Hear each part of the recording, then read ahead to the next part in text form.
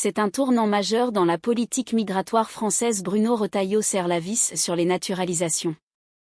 Respect des lois, maîtrise du français, insertion professionnelle. Les critères deviennent bien plus stricts. Pendant ce temps, Emmanuel Macron annonce 100 millions d'euros pour attirer les chercheurs étrangers menacés, notamment depuis les États-Unis. Deux annonces fortes, deux visions de la France dans un monde en mutation. Explication. Le premier sujet France. Bruno Retailleau serre la vis sur les naturalisations.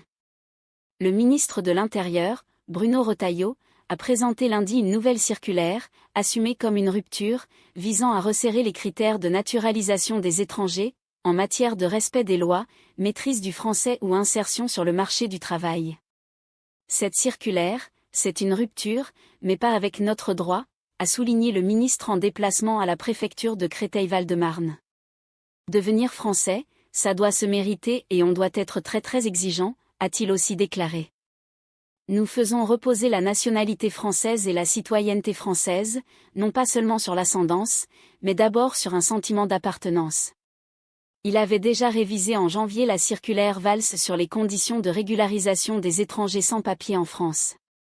Il a détaillé lundi les 3 critères qui vont être resserrés pour obtenir la nationalité française. Le premier effort paraît tellement évident, mais il faut le rappeler, c'est le respect de nos lois, a-t-il décliné. Je demande au préfet de rejeter les demandes des étrangers qui auraient été en situation irrégulière par le passé. Il a ensuite insisté sur la nécessité de mieux connaître notre langue, connaître aussi et reconnaître l'histoire de France. Le niveau de l'examen d'oral de français va être relevé. Et nous allons créer à partir du 1er janvier 2026, un examen civique qui permettra de connaître auprès du demandeur sa connaissance de notre histoire par sa connaissance de la culture civique, a-t-il indiqué. Enfin, en matière de travail, les préfets devront vérifier si les demandeurs disposent de ressources suffisantes pour ne pas dépendre justement des aides sociales, a déclaré le ministre de l'Intérieur. Le texte de 5 pages, auquel la Charte des droits et des devoirs du citoyen français est annexée, a été diffusé à l'ensemble des préfets par le ministre, tenant d'une ligne dure sur l'immigration et par ailleurs candidat à la présidence des LR. En 2024, les acquisitions de la nationalité française par décret et par déclaration mariage, ascendant et fratrie se sont élevées à 66 745, soit une hausse de 8,3% par rapport à 2023. Une augmentation qui s'explique par un rattrapage après une année 2023 marquée par des difficultés techniques, selon la Direction générale des étrangers en France (DGEF) qui dépend du ministère de l'Intérieur.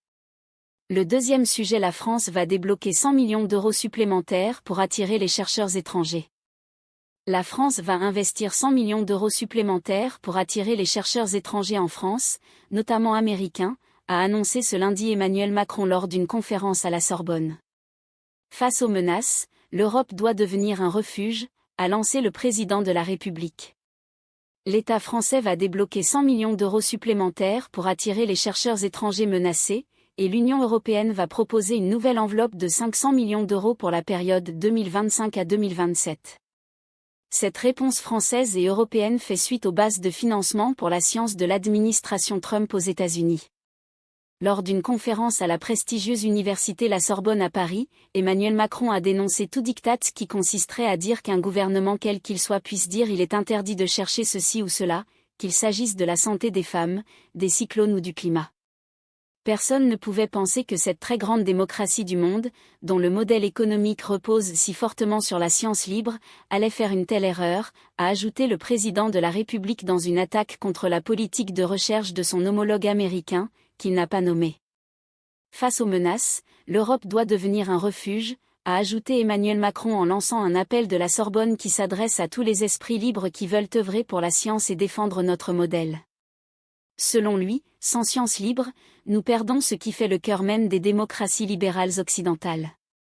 Il entend permettre aux chercheuses, aux chercheurs du monde entier qui croient dans cette science libre, ouverte pour toutes et pour tous, de rejoindre l'Europe et de pouvoir en effet y travailler, y chercher et enseigner, eux et leurs familles en toute liberté.